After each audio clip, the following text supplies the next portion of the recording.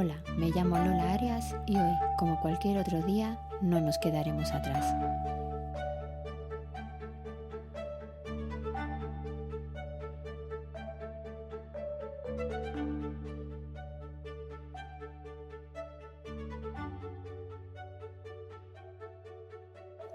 A menudo cuando hablamos de conflictos pensamos en algo negativo, en algo que divide, que genera distancia o malestar. Pero el conflicto también puede ser una oportunidad para entendernos mejor, para revisar cómo nos comunicamos y para buscar juntos nuevas formas de convivir. En el ámbito de la discapacidad y la dependencia, los conflictos pueden aparecer en muchos lugares, dentro de las familias, entre profesionales, en las instituciones o incluso en uno mismo.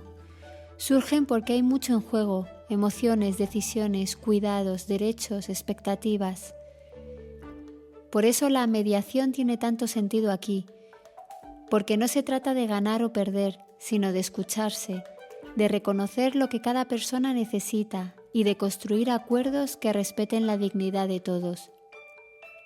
Hoy quiero hablar de esa otra forma de entender los conflictos, de la mediación como camino y como herramienta profundamente humana. Y para hacerlo me acompaña alguien que lleva años dedicando su trabajo y su experiencia a construir puentes donde otros solo ven distancia. Aquí os dejo la entrevista.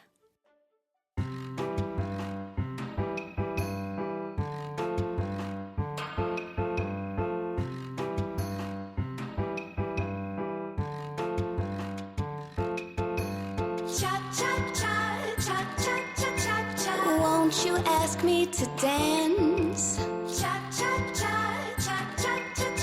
Get over here and take my hand.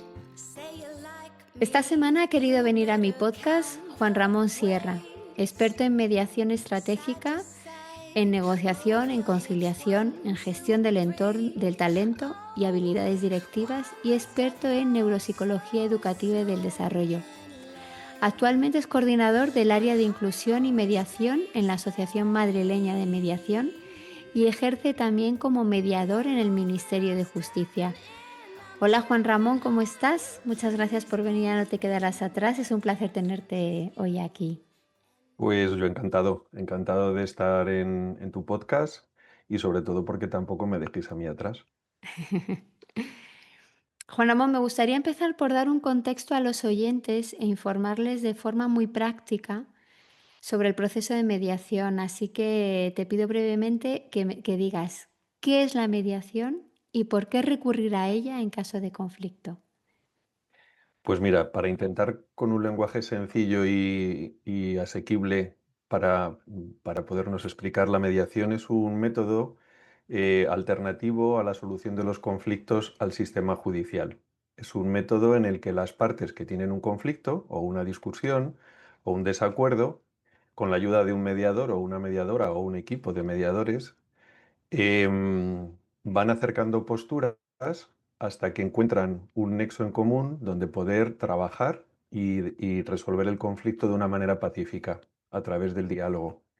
Entonces, la mediación es una profesión regulada desde hace años. Desde el 2012-2015 ya había una ley que regulaba la profesión de la mediación. Y ahora, con una nueva ley que ha salido, la Ley 1/2025, que obliga a las partes que tienen un conflicto a recurrir a un método adecuado de solución de controversias, que lo denominan MASC, pues hacen que el conflicto que antes se judicializaba y se llevaba a un juicio, se ponía una demanda, pues tenga la posibilidad de solución previa y que las partes sean los verdaderos protagonistas, que no tenga que ser un tercero, como un juez, el que decida sobre todo sobre vidas de menores o situaciones muy delicadas, en las que creo que de alguna manera el verdadero protagonista y la solución debe de salir de las partes que tienen el conflicto. Entonces, básicamente es eso. Unas personas que están discutiendo o que no llegan a un acuerdo y que hay un intermediario que se llama mediador que les ayuda a que eso se consiga. Vamos a quién o quiénes suelen iniciar un proceso de mediación y cómo se inicia una mediación, a quién hay que dirigirse. Vale, pues la mediación, digamos que se gestiona a través de ámbitos, el ámbito escolar, el ámbito familiar, el ámbito empresarial, cada uno de ellos pues con una temática. Indudablemente, en todas las áreas y en todos los ámbitos, afortunadamente y cada vez más, pues hay personas que tienen discapacidad y hay una labor y un trabajo de inclusión.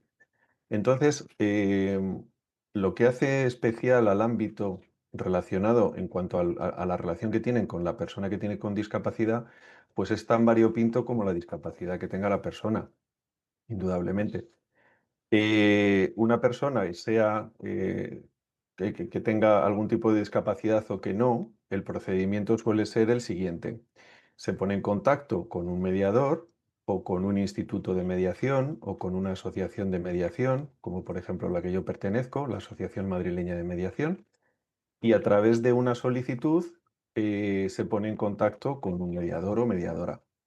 En función del ámbito del que estemos tratando, pues hay mediadores que son más expertos en el ámbito escolar, hay otros que son en el ámbito vecinal, etcétera, etcétera. Y ese es un poco el procedimiento en el que una persona que tenga una necesidad de mediar, pues se pone en contacto con un mediador o mediadora. ¿Cuáles son los conflictos más habituales dentro del ámbito de Ujú. la discapacidad? ¿Dónde está ese sector más conflictivo en general? Bueno, indudablemente la incorporación de personas con discapacidad a entornos profesionales, escolares, en la comunidad de vecinos, porque muchas veces, sobre todo personas, yo tengo mucha relación con el mundo del autismo, especialmente, en el que trabajo directamente, y uno de los grandes conflictos que también se generan son los conflictos con las comunidades de vecinos, un ejemplo, en el que no tienen todavía la educación o cultura suficiente en cuanto a la situación particular que puede tener una persona con discapacidad y altas necesidades de apoyo. También es bastante frecuente los conflictos que se generan internos dentro de las asociaciones, independientemente de la discapacidad o el entorno al que representen, las juntas directivas, los trabajadores. También se generan algunas veces dificultades o discusiones o conflictos con las administraciones. Esos suelen ser bastante frecuentes. Y hay uno que es especialmente recurrente, y es el de las parejas con niños a su cargo que tienen algún tipo de discapacidad, en cuanto a gestionar las separaciones o la separación de esa pareja. Entonces ahí hay un matiz añadido, y es el hecho de que hay un menor y además que tiene una discapacidad y que se tiene que tratar con una sensibilidad muchísimo mayor. Ah, mira, ese es un buen punto. Como mediador, bueno, lo has hablado, que tienes que tener una especial sensibilidad a estos temas, pero entiendo que el que experto, en este caso tú, que puedes abordar una mediación con personas con discapacidad y su familia y su entorno más cercano, ¿cuál es ese tipo de herramientas que utilizáis para que comprendan lo que en ese momento está pasando? Porque muchas veces puede pasarse, ¿no? Que se inicia un proceso, un tercero lo inicia por ellos, pero luego no entienden o pueden no entender qué es lo que está pasando. ¿Cómo hacéis para que esa persona que está implicada directamente entienda el proceso y que pueda tener una capacidad más o menos autónoma de decisión? Pues es una pregunta muy interesante, sobre todo desde que la nueva ley le da le da muchísimo mayor protagonismo e independencia a la persona. Y es algo que también sucede, por ejemplo, en los notarios o en lugares jurídicos en los que esa persona tiene que plantear cuál es su elección ante varias situaciones. A mí me gusta hablar de entornos de personas con discapacidad. Hay muchas veces que el conflicto no tiene mucho que ver o incluso directamente con una persona con discapacidad, pero sí que le va a afectar de manera indirecta. El ejemplo que te ponía antes, bueno, pues es el ejemplo de una pareja que decide separarse y que tiene uno o dos o tres hijos, y que alguno de ellos tiene una discapacidad. Entonces, particularmente, considero que la opinión del menor, ya sea con discapacidad o sin discapacidad, hay que tenerla siempre en cuenta. Es una de las grandes discusiones que ahora mismo se están planteando encima de la mesa, si permitir a los menores con o sin discapacidad eh, en las mediaciones participar o no. Yo soy o considero de que eso es sumamente importante, el conocer la versión o la necesidad o la opinión de ese niño o de esa niña. Y en función de la discapacidad que esa persona pueda tener, pues efectivamente tienes que utilizar herramientas y muchas veces cuando los problemas de comunicación son graves, pues indudablemente necesitas personal de apoyo o a través del lenguaje de signos o a través de los apoyos directos de estas personas que tienen en las entidades donde están trabajando, en su entorno familiar, no solamente siguiendo el ejemplo del padre y de la madre, la opinión de los abuelos. Es decir, recabar la mayor cantidad de información posible de las personas más cercanas, sus apoyos directos, los profesionales que con esta persona trabajan Mm. a la hora de interpretar cuál es, con un lenguaje lo más sencillo posible y adecuado a su situación, cuál es su opinión o su decisión ante una circunstancia de este estilo. Juan Ramón, cuando hemos hablado estos días previos a la entrevista, tú me has hecho partícipe de una publicación, la del libro Mediación en tiempos de inteligencia artificial en el año 2025, de la transversalidad a la reflexión, de la editorial Dickinson. En el libro recogen las experiencias de los ponentes, de que tú participaste como ponente en el tercer Congreso Internacional en materia de mediación con respecto a la inteligencia artificial. Todo este título tan rimbombante y tan largo y tan complejo para muchos de nosotros, bueno, es simplemente quiero mencionarlo porque dentro de ese libro de reflexión hay un capítulo que, ya te digo, me has hecho partícipe y me lo he leído y me parece muy interesante, que se llama Mediamos para ser capaces, que es un título mucho más atractivo, más corto y más fácil de entender. Leyendo tu capítulo para preparar la entrevista he pensado que, si me lo permites, quiero centrar la conversación en este contenido. Vamos a dejar un poco las cosas prácticas y meternos un poco en ese tono reflexivo y sobre todo vivencial, porque tú al fin y al cabo no solamente eres profesional, sino que también eres padre de una hija con divergencia funcional y bueno, y lo vives intensamente. Representa lo que para ti significa la mediación y lo que puede significar y es y significa la mediación para las personas con discapacidad y su entorno y sus familias. Para empezar, vamos a por el título. ¿Qué significa para ti el título Mediamos para ser capaces? ¿De qué somos más capaces cuando mediamos? Pues es una gran pregunta. Como pequeño paréntesis, antes de entrar en la respuesta, sí que recuerdo ese congreso en el que yo llevaba preparada una presentación PowerPoint súper bonita, súper técnica, con un montón de datos para estar a la altura de los demás ponentes, con lenguaje un tanto rimbombante y académico a más no poder. Y 5 minutos antes decidí que mi ponencia se venía abajo, la fui pasando lo más rápido posible y la trasladé al ámbito humano, a mi experiencia personal, que es al final lo que realmente interesa.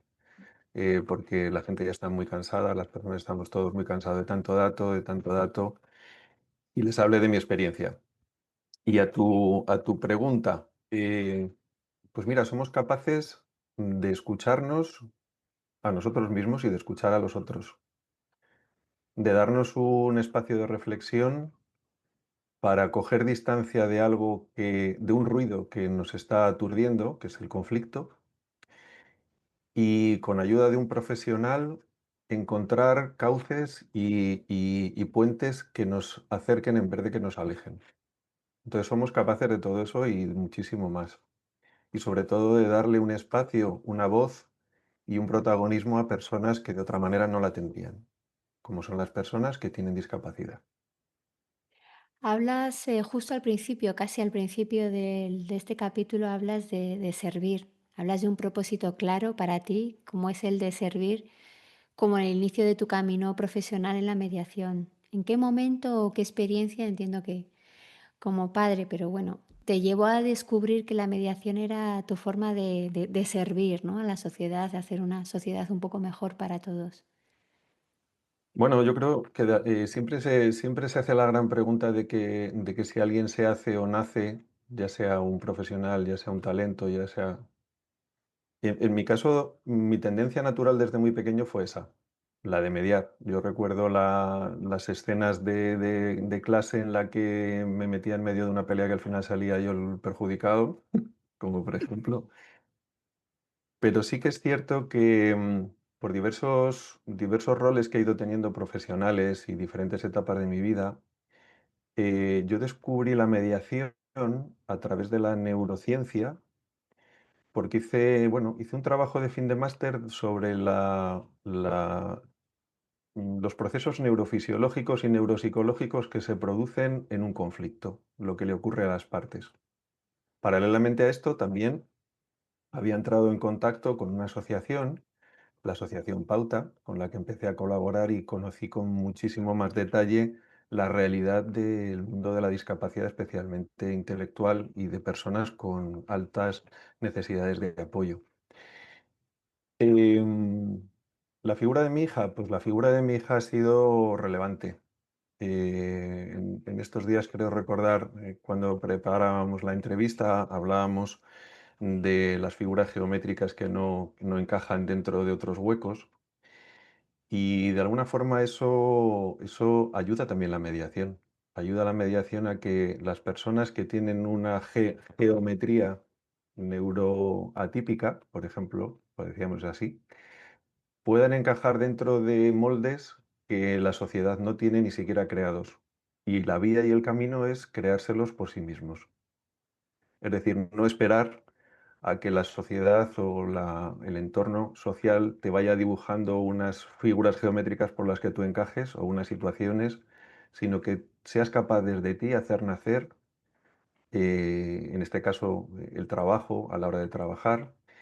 Y el tema del cuidado es algo que también se me despertó con muchísima fuerza cuando tuve el gran privilegio de cuidar de mis padres, que bueno, tuvieron unos meses muy difíciles en su final y descubrí el gran valor del servir, el de poder ser capaz de devolverles algo que me habían dado desde siempre, para empezar la vida, y su aceptación pese a todo, fuera como fuese o pensara como pensara, siempre me aceptaron. Entonces tuve ese gran privilegio y tuve clarísimo que mi mejor modo y mi mejor forma de servir era a través de la mediación. Por desgracia también he coincidido o se me han dado situaciones cercanas, familiares, de disputas, sobre todo por el tema de herencias, por temas patrimoniales. Yo también tenía un bagaje anterior sobre esa cuestión y sobre esa gestión y ver familias enfrentadas, familias rotas, familias que dejan de hablarse o parejas, o seres que se han amado en un principio y que después no son capaces de mirarse a los ojos, pues a mí también me añadió mayor valor a la hora de utilizar la mediación como una herramienta en la que pudiéramos ayudar a ser capaces. De hecho, hablas de que la mediación es una práctica profundamente humana, ¿no? No es solamente el hecho práctico y objetivo de resolver un conflicto, sino que es una forma de estar y de relacionarse con las personas, ¿no? ¿Cuál es tu aprendizaje a lo largo de los años? ¿Qué has aprendido de las personas en momentos de conflicto? ¿Qué es lo que te quedas para ti? Pues mira, yo soy un gran afortunado, y sinceramente lo soy, porque en cada una de las mediaciones aprendes. Yo aprendería, si tuviera que elegir dos o tres palabras, una sería la humildad, otra el respeto y otra que no se resume en una sola palabra, y es que los silencios son tan importantes como las palabras que se dicen. Son igual de importantes. Respeto porque yo considero que cuando alguien viene con el corazón y con su alma y con todo lo demás a una mediación en la que todas sus emociones están dentro de una coctelera, no sabe si tiene miedo, si tiene ira, si tiene, no sabe muy bien lo que tiene. El mediador necesita tener un estado determinado, a lo mejor suena un poco raro, un estado de frecuencia vibracional o de equilibrio que permita de manera inconsciente a que esas partes que entran en un conflicto puedan entrar en una resonancia con lo que el mediador les propone. ¿Para qué? Pues para que ese ruido mental y emocional pues vaya minimizándose cada vez más hasta que llegue un punto en el que inherente en ese ser humano está la solución a lo que le ocurre. Y esa es la verdadera solución y duradera, por eso es muy humana. La mediación es algo que dura en el tiempo y además está estadísticamente demostrado. Los conflictos que se resuelven mediante la mediación son duraderos y las partes los respetan, porque no están impuestos y han nacido de ellos, ¿no? Entonces esa sería un poco mi reflexión. Hay otra figura que yo creo que se complementa, ¿no? A nivel de mediación, de conciliación y sobre todo de acceso a la justicia para todos, que es la de facilitador judicial, que tiene Ujú, mucho menos recorrido que la mediación, ujú. pero sí está implantada en la Comunidad de Madrid, llevan 1 o 2 años y bueno, con éxito. ¿Crees que estas dos figuras que existen ahora, que se complementan y que nacen para, sobre todo, garantizar el acceso a la justicia de todos, representan un ánimo de la Administración para garantizar ese derecho? Si hay reticencias, por cierto que el acceso a la justicia de las personas con discapacidad es un derecho y que hay que ejercer, pero entiendo que también hay muchísima pedagogía que hacer para que el resto de los profesionales lo vean como algo normalizado. Te he comentado varias cosas distintas a la vez, pero bueno, si me puedes responder poco a poco, te lo agradecería. Pues es que has tocado los palillos calientes, o varios de ellos.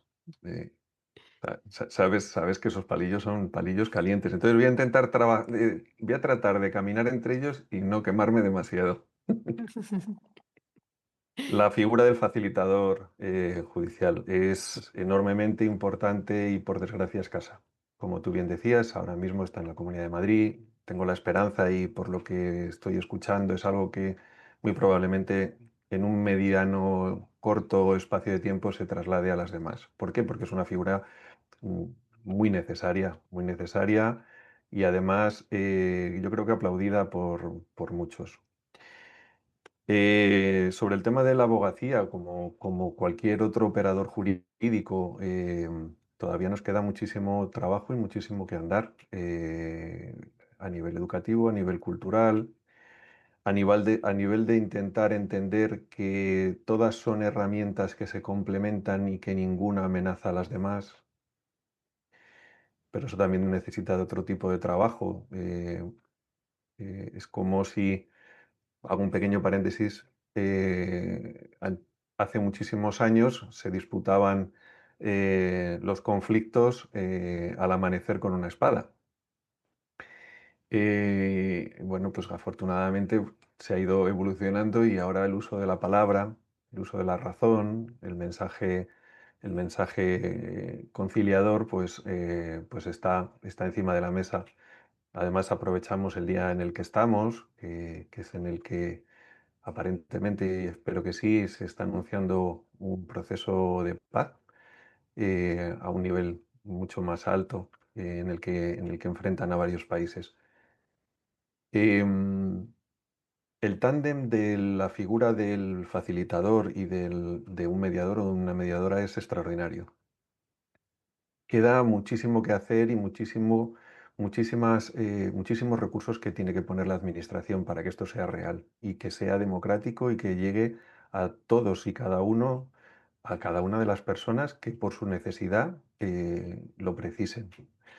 Tanto los mediadores como facilitadores judiciales. Muchos mediadores se han ido formando además como facilitador judicial. Es una herramienta más que también se tiene, ¿no? Eh, de hecho, tengo grandes compañeras compañeras incluso del área de la discapacidad en la Asociación Madrileña de Mediación, que son facilitadoras judiciales. Y lo que Entonces, sí hay que hacer mucha difusión, ¿no? Mucha publicidad para que todos los sí. estamentos sociales sepan que existe, sobre todo en el ámbito de la discapacidad, porque hay muchas veces que no sabes, ¿no? Te pasa un conflicto y no realmente no sabes Ujú, dónde tienes que acudir, que existe un recurso que te puede ayudar, pero al ignorarlo, entonces ahí sí que la asociación vuestra se vuelca en difundir ujú. y en asesorar, informar a todo el mundo, ¿no? Por así decirlo, que existe la figura del mediador. Sí, una de los grandes retos que tenemos en el mundo de la mediación, aunque llevamos, como te decía, ya muchísimos años, 2015, difundiendo y divulgando la mediación con proyectos escolares en los que la mediación podía resolver muchísimos conflictos, eh, todavía queda muchísima labor por delante. Por eso te decía de los recursos. Ujú, Hilándolo un poco con la aprobación de la Ley 1/2025, sí que echamos de menos ese apoyo en cuanto a la divulgación y la difusión por parte del Ministerio, porque efectivamente si queremos que sea algo real, eficaz, útil, que cualquier ciudadano pueda tener acceso, ya sea en el entorno que se encuentre. Paralelamente, te comento, estoy presentando proyectos ahora mismo de mediación en el ámbito rural, en el que también hay una gran necesidad por sus circunstancias.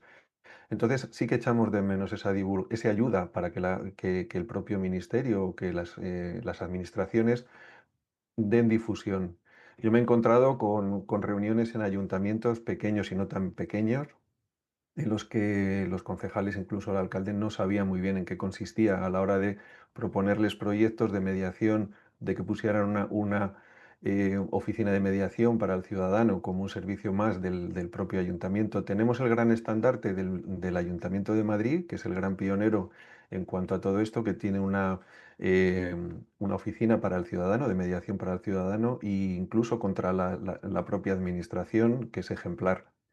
Pero sí, como tú bien dices, y especialmente en el mundo de la discapacidad, una de las labores que nosotros hacemos es la difusión a pie de calle. Vamos a pequeñas, medianas o grandes asociaciones o entidades sin ningún tipo de distinción, damos charlas, talleres, informamos a las familias. eh, es algo que desde todos los ámbitos de la mediación estamos tratando de hacer, difundir y difundir y difundir. quisiera abrir el melón de la inteligencia artificial. Muy bien. Porque sí que es cierto que es una herramienta que puede ser muy útil para, sobre todo, las personas con discapacidad de cualquier tipo, Ujú. pero a nivel de mediación y a nivel judicial, ¿cómo imaginas una mediación asistida por la tecnología sin perder la esencia humana? Porque al final, si lo dejamos todo a la inteligencia artificial sin tener sin tocar, ¿no? Tú hablas del poder de la palabra y el poder las vibraciones, ¿no? Ujú. Eh, conseguir que todo el mundo tenga la misma melodía en la sala, ¿cómo se consigue teniendo la inteligencia artificial como aliado? Pues es otro melón, otro buen melón. Te felicito. Em, pues mira, apuesto porque las nuevas tecnologías sean una ayuda y una herramienta muy positiva, sobre todo porque ya están muy desarrolladas a la hora de darle apoyo a esa persona que tiene una discapacidad en términos sobre todo de comunicación, de expresarse. Inevitablemente se necesitan incluir sí o sí en todos los procesos de mediación y todos los procesos jurídicos o allá donde fuere. Ese es otro de los grandes retos, el hacer accesible y asequible esas tecnologías para todos los colectivos, independientemente de su discapacidad. Em, la mediación tiene diferentes enfoques, incluso algunos no son tan emocionales como los que hablaba antes, son mucho más prácticos,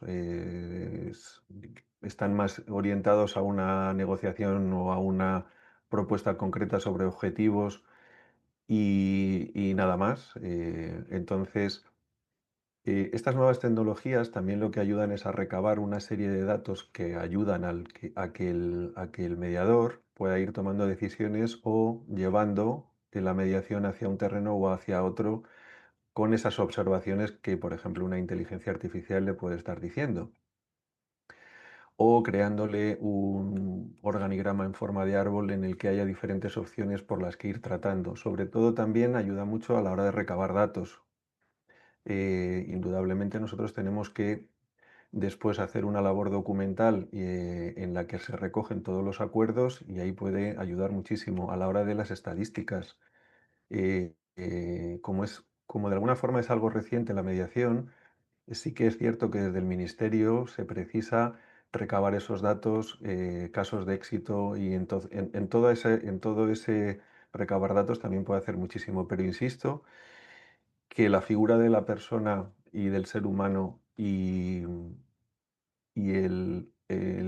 la cercanía es sumamente importante. Sí que es cierto que igual que nosotros podemos estar ahora teniendo esta reunión casi de verdad, pues a través de un Zoom, sí que es cierto que a raíz del COVID y de la pandemia tuvimos que adaptarnos y adecuar nuestras mediaciones y trasladar el formato presencial a un formato online que se ha ido quedando y se ha ido acomodando y además es muy eficaz porque date cuenta de que muchas veces las partes no viven en la misma ciudad, incluso en el mismo país, los horarios también son distintos y el hecho de convocar a una sesión de mediación a 3 actores o 4 actores dificulta muchísimo. Si más le añades que tiene una dificultad o una discapacidad motora en la que no se puede desplazar, entonces ahí también ayuda muchísimo. Voy a volver para atrás porque se me ha olvidado preguntarte cuando hablabas de la difusión y bueno, que estáis siempre poniendo toda la carne en el asador para que todos los actores implicados tengan la información y sepan cómo recurrir y a quién recurrir y que sepan que existe la mediación. A nivel de universidades, los alumnos que estudian derecho o carreras afines saben de la mediación, tienen formación específica o, por ejemplo, ahora con la figura nueva de facilitador judicial, se introduce estas figuras dentro de el currículum de los alumnos que recorren 4, 5, 6 años, o es una vez que ya uno ha hecho la carrera es cuando se puede orientar a una u otra, bueno, herramienta. ¿Cómo funciona eso? Y los colegios de abogados, también entiendo que es un actor que estaréis, pienso yo, o no, no sé, trabajando mano a mano para que eso también se difunda, ¿no? ¿Cuántos aliados tenéis para poder divulgar la figura de la mediación y cuántos adeptos podéis hacer dentro de, oye, de los futuros abogados que están estudiando ahora? Pues mira, antes te agradezco mucho que me hagas esta pregunta pese a la dificultad que tiene. Y por eso te ríes, aunque no te puedan ver. Pero yo la veo y se está riendo porque sabe que ha tocado ha tocado el clavo. Antes de entrar ahí a esa respuesta, sí que te quiero contar la normativa a la hora de poder ser mediador, ¿vale? Es algo que va a modificarse y se está modificando la ley, la 1/2025 está en proceso de. Hasta ahora, cualquier persona que tuviera una titulación universitaria o de grado superior de formación profesional, haciendo una formación de 100 horas, podía ser habilitado para poder ser mediador o mediadora. Independientemente de eso, que sería lo mínimo exigido, cosa que va a cambiar porque era escaso, no, muy escaso. Muchísimas universidades o muchísimos centros fueron creando formaciones más realistas en formato máster, formato de 400 horas, con prácticas reales. Y entonces cada vez más se está yendo hacia ese formato, ¿vale? En las universidades, y no solamente en las universidades que tratan, o sea, que forman abogados o forman juristas, ya que es una profesión abierta y creo que firmemente en que los equipos multidisciplinares es la fórmula más adecuada a la hora de mediar. Es decir, nosotros en la asociación tenemos desde antropólogos, filósofos, matemáticos, juristas de todo tipo, psicólogos, etcétera, etcétera.